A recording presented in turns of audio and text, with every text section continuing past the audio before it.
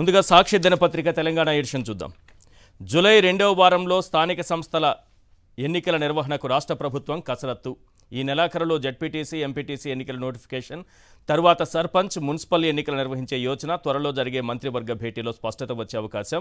ఈ వారంలోనే రైతుల ఖాతాల్లో రైతు భరోసా నిధులు, వీలునంత త్వరగా సన్నధాన్యానికి బోనస్ అనే వార్తను చూడొచ్చు.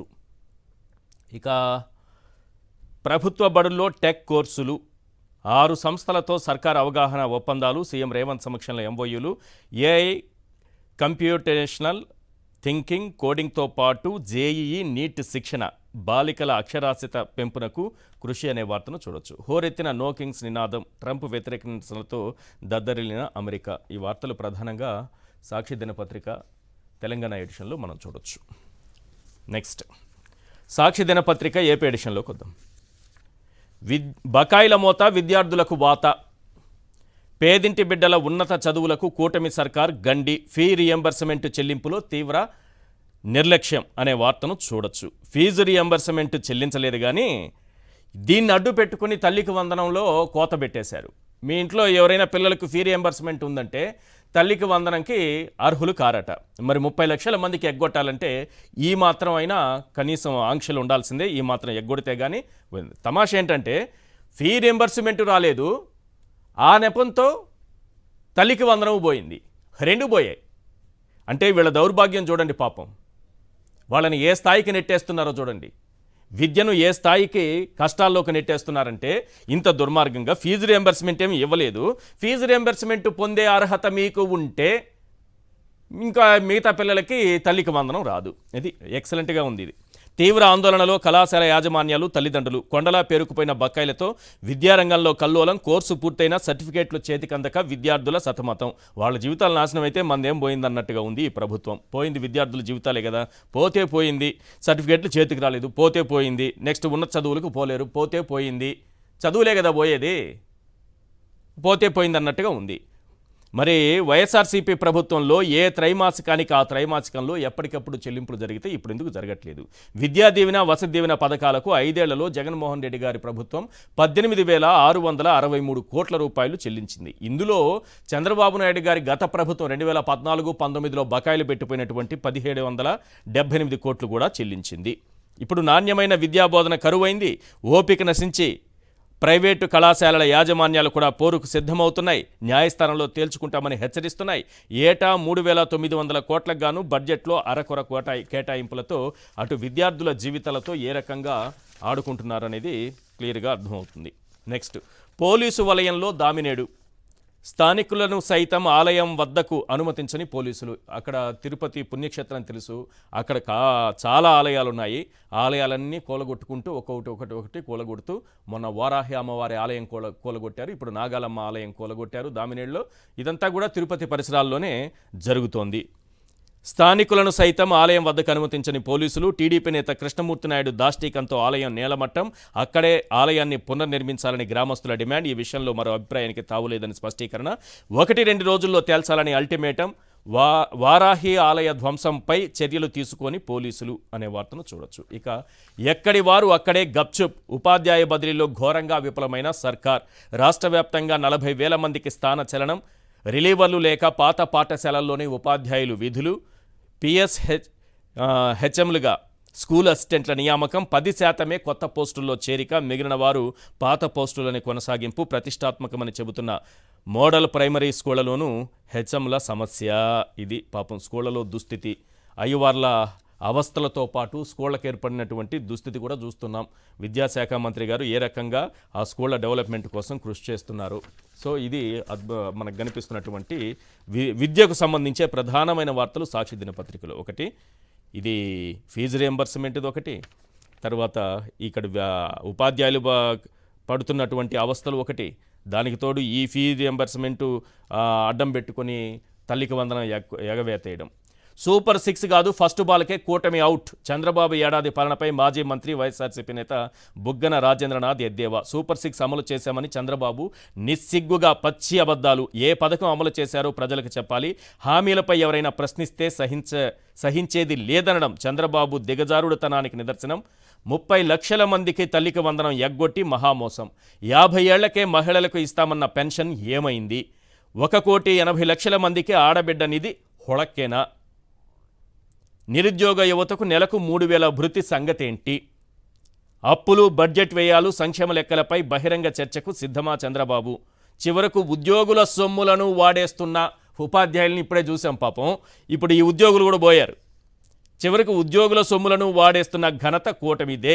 వీళ్ళకి ఇచ్చిన హామీలు ఏ స్థాయిలో అంటే పాపం ఆ ఉద్యోగులు ఇప్పుడు ఏదో పథకాలకు ఆశపడి కొంతమంది చంద్రబాబును నమ్ముండొచ్చేమో కానీ పేదవాళ్ళు, మరి ఉద్యోగులు కూడా ఈ రకంగా మోసపోతే, ఉపాధ్యాయులు ఈ రకంగా మోసపోతే, విద్యార్థులు ఈ రకంగా మోసపోతే మొత్తం అవే వార్తలు. ఏ రకంగా ఉంది కూటమి పరిపాలన అనేది మనకు క్లియర్గా అర్థమవుతుంది. కానీ బుగ్గన రాజేంద్రనాథ్ రెడ్డి గారికి మరి ఇప్పుడు టీడీపీ సమాధానం నాలుక మందం అంటుందేమో. నాలుక మందం ఈయనకి, అందుకే ఇలా మాట్లాడుతున్నారు అంటుందేమో. ఎందుకంటే సూపర్ 6 ఇచ్చేసాం, అయిపోయింది. 2014-19లో రైతులకు రుణమాఫీ చేసేసాం, అయిపోయింది. నీకేమైనా కల వచ్చిందా? నీకు కల వచ్చిందా నేను మొత్తం చేస్తానని? ఇప్పుడు కూడా అంతే. సూపర్ 6 అయిపోయింది. మీకేమైనా కల ఉంటే మీరు అనుకుంటే నేను ఇచ్చేసాను, అయిపోయింది. ఇవ్వలేదని మీరు అనుకుంటే మీరు కలగంటే ఎట్లా? ఆశకు కూడా హద్దు ఉండాలి. అలాగని మీరు మాట్లాడితే, సూపర్ 6 ఇవ్వలేదని ఎవరన్నా మాట్లాడితే వాళ్ళ నాలుక మందం. ఒక్కసారి చంద్రబాబు నాయుడు గారు ఏమన్నారో మళ్ళీ ఒకసారి బుగ్గన రాజేంద్రనాథ్ రెడ్డి గారికి వినిపించండి, వారు వింటారు పాపం. రైతు బంధుని చెప్తాను. రైతు ఇచ్చేది ఈ అన్నదాత సుఖీభవ 20వ తారీఖున గవర్నమెంట్ ఆఫ్ ఇండియా ఇస్తారు. ఫస్ట్ ఇన్స్టాల్మెంట్ మేము కూడా ఆ రోజు ఇస్తున్నాం, రేపు ఈ నెలే. రెండోది ఆగస్టు 15న ఆర్టీసీ ఉచిత ప్రయాణ సౌకర్యం కూడా ఉంటుంది. ప్రిపరేషన్స్ అవుతున్నాయి, ఆ రోజు లాంచ్ చేస్తున్నాం. ఆడబిడ్డనిది P4కి లింక్ చేశాం. ఉద్యోగాలు పెద్ద ఎత్తున ప్రయత్నం చేస్తున్నాం. స్కిల్ డెవలప్మెంట్కి కానీ నిరుద్యోగులుంది లింక్ చేస్తాం. కాబట్టి 6 సూపర్ 6 అయిపోయినాయి, గుర్తుపెట్టుకోండి. ఇంకెవడన్నా సూపర్ 6 మాట్లాడితే అతనికి నాలుక మందం తప్ప ఇంకోటి కాదు. ఇంకెవడన్నా సూపర్ 6 మాట్లాడితే అతనికి నాలుక మందం తప్ప ఇంకోటి కాదు. రైట్, రాష్ట్ర ప్రజలందరూ వినాలి, ఎవరు కానీ ఏం మాట్లాడకండి. నెక్స్ట్ ఈనాడు దినపత్రిక. పొగాకు భారంలో బోర్డు సగం భరించాలి. మామిడి గుజ్జుపై జీఎస్టీని 12 నుంచి 5% తగ్గించండి. 12% నుంచి 5% తగ్గించండి. పామూలను దిగుమతి సుంకం తగ్గింపై పునరాలోచించండి. చంద్రబాబు నాయుడు గారికి జగన్ టూర్ చేసినప్పుడే పాపం పీయూష్ గోయల్ గారు గుర్తుకొస్తారు. అప్పుడే గుర్తుకొస్తారు ఆయనకి. మొన్న గుంటూరు మిర్చి యార్డుకి వెళ్ళొచ్చిన తర్వాత ఢిల్లీకి వెళ్ళి పీయూష్ గోయల్ని కలవకుండానే మంత్రుల్ని పంపించేసి ఏదో టీడీపీ నాయకులను పంపించి మాట్లాడించారు. అప్పుడే గుర్తుకొచ్చారు పీయూష్ గోయల్ గారు. మళ్ళీ ఇప్పుడు పొగాకు రైతుల్ని పరామర్శించిన తర్వాత జగన్ మళ్ళీ ఆయనకు ఒక వినతి పత్రం కోరడం. ఈ పొగాకు ధరలు తగ్గిన హెచ్డి బర్లీ రాష్ట్ర ప్రభుత్వమే 300 కోట్లతో 20 మిలియన్ కిలోలు కొనాలని నిర్ణయించినట్టు ముఖ్యమంత్రి పేర్కొన్నారు. రాష్ట్రం ఖర్చు పెడుతున్న 300 కోట్ల 150 కోట్లు పొగాకు బోర్డు భరించేలా చూడాలని కేంద్రాన్ని కోరారు. కేంద్ర వాణిజ్య పరిశ్రమల శాఖ మంత్రి పీయూష్ గోయల్ ఆదివారం ఉండవల్లిలో సీఎం నివాసంలో చంద్రబాబును కలిశారు. పోనీ మిర్చికి సంబంధించి కేంద్రం ఏ నిర్ణయం తీసుకుంది? కేంద్రం ఒక్క నిర్ణయం అయినా వెలువరించిందా? కేంద్రం కొనేస్తుందన్నారు కదా, కేంద్రం ఏమైనా చేసిందా? కేంద్రం ఏమీ చేయలేదని, గైడ్ లైన్స్ కూడా ఇవ్వలేదని ఎల్లో మీడియాని రాసింది. గైడ్ లైన్సే ఇవ్వలేదు ఇంతవరకు అని. మరి ఇప్పుడు పొగాకు రైతుల జీవితాలు కూడా ఇంతే కదా. ఒక ధరల స్థిరీకరణ నిధి లాంటిది పెట్టి ఎక్కడైనా గిట్టుబాటు ధరలు ఇలాంటివి ఏమన్నా చేస్తున్నారా? అది లేదు. 220 మిలియన్ టన్నులు కొనాల్సి ఉంటే ఎప్పటిలోపు ఇది జూన్ కల్లా అయిపోవాలి. 40 మిలియన్ టన్నులు కొంటే మీరు 180 మిలియన్ టన్నులు ఏమైపోవాలి? ఎక్కడికి పోవాలి? ఆ రైతుల పరిస్థితి ఏంటి? పీయూష్ గోయల్ గారు వస్తే ఆయనకు ఒక లెటర్ ఇవ్వడం, లేదా ఢిల్లీకి పోయి ఒక లెటర్ ఇవ్వడం. జగన్మోహన్ రెడ్డి గారు ఏ రైతును పరామర్శిస్తే ఆ రైతుల కష్టాలని అప్పటికప్పుడు కేంద్రానికి వదిలేయడం, వాళ్ళపైన నెపం నెట్టేయడం. ఇప్పుడు పొగాకుకు సంబంధించి మార్చి జూన్ వరకే 220 మిలియన్ టన్నులు కొనాల్సి ఉంటే 40 మిలియన్ టన్నులు కొన్నారు. పైగా ఇప్పుడు ఈయన అడుగుతున్నారు ఇది కొనండి అది కొనండి అని. తరువాత రైతులకు చెల్లించాల్సిన ధాన్యం బకాయిలకు సంబంధించి ఈనాడు దినపత్రిక రాసింది. ధాన్యం బకాయిలు కూడా చెల్లించట్లేదని, అది కూడా చూపిస్తాను మీకు. తరువాత ఈ మిర్చి అలాగే మోసం చేశారు, పొగాకు రైతుల్ని మోసం చేస్తున్నారు. 1800 కోట్లు ఇప్పటి వరకు 2 నెలలుగా పెండింగ్ పెట్టేశారు రైతులకి ధాన్యం కొనుగోలుకు సంబంధించి. 1800 కోట్లు. ఇది నేను చెప్తున్నది కాదు, ఈనాడు దినపత్రిక రాసినటువంటి వార్త.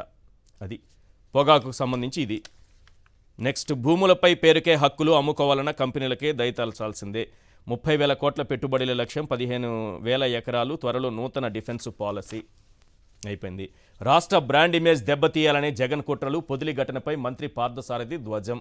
ఇప్పుడు జగన్ వెంట వచ్చిన వాళ్ళు రైతులు గారు, వాళ్ళందరూ కూడా క్రిమినల్స్ అని వాళ్ళపైన కేసులు పెట్టేస్తున్నారు.